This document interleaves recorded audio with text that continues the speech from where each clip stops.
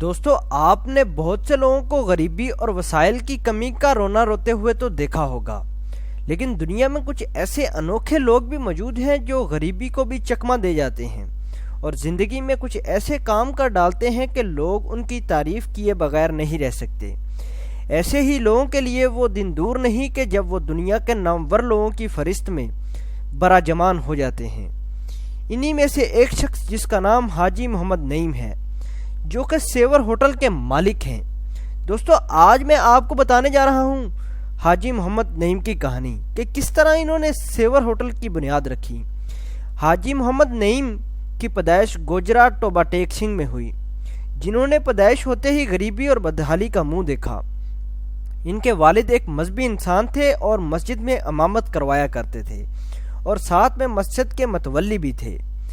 مسجد سے کچھ تنخواہ ہی ان کا اثر نو سرمایہ کل تھا۔ جیسا کہ میں نے آپ کو بتایا کہ ان کے باپ کے پاس تو کچھ خاص کاروبار نہیں تھا، جس کی بدولت ان کے گھر کے حالات کافی خستہ تھے اور گھر کا گزر بسر بہت مشکل سے ہو رہا تھا۔ اور بچپن کے دنوں میں جب بچے سکول جاتے تھے تو یہ اپنے گھر کا خرچہ چلانے کے لیے بس سٹاپ پر چاولوں کی ریڑھی لگانا پڑی، لیکن ان تمام تر حال نے حاجی محمد نعیم کا مقصد تبدیل نہ کر پایا۔ حاجی محمد نعیم نے اپنی فیملی کے ساتھ مل کر پلاؤ کباب کا کاروبار شروع کیا۔ یہی پلاؤ کباب آگے چل کر سیور ہوٹل میں تبدیل ہونے والے تھے۔ البتہ ان کی فیملی نے ان کو بہت سپورٹ کیا، لیکن اس میں مین کردار حاجی محمد نعیم کا ہی ہے۔ دوستو، آپ سوچ رہے ہوں گے کہ ایک چاول کی ریڑھی لگانے والا شخص آج سیور کا مالک کیسے بن پایا؟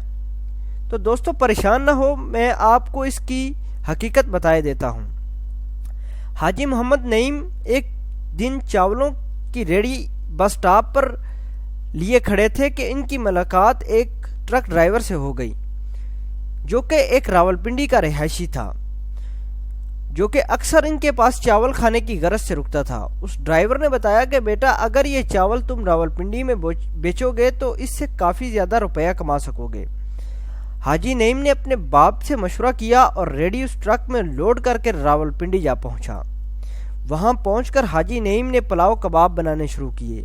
البتہ منافع تھوڑا کم تھا، لیکن ان روپیوں سے ان کا گھر کافی اچھے طریقے سے چل رہا تھا۔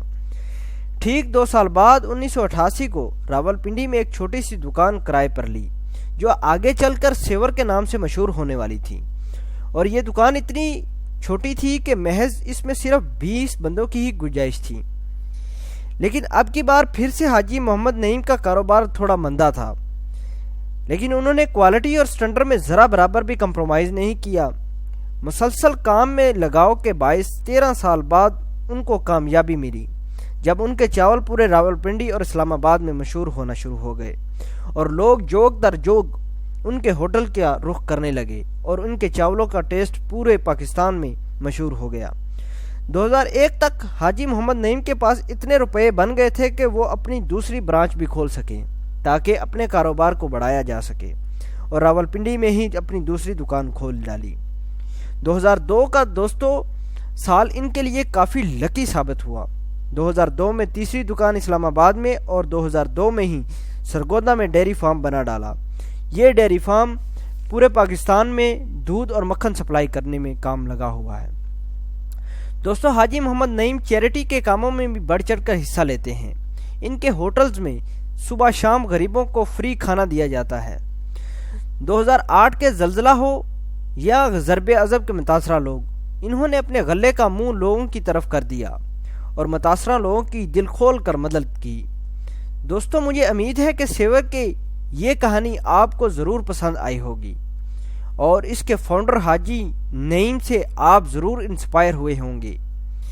امید ہے کہ آپ میری ویڈیو کو لائک کریں گے اور اپنا اظہار رائے دینا مت بھولیے گا۔ آپ کا قیمتی وقت دینے کا بہت بہت شکریہ۔ اگلی ویڈیو تک مجھے اجازت دیجیے گا۔ اللہ نگہبان۔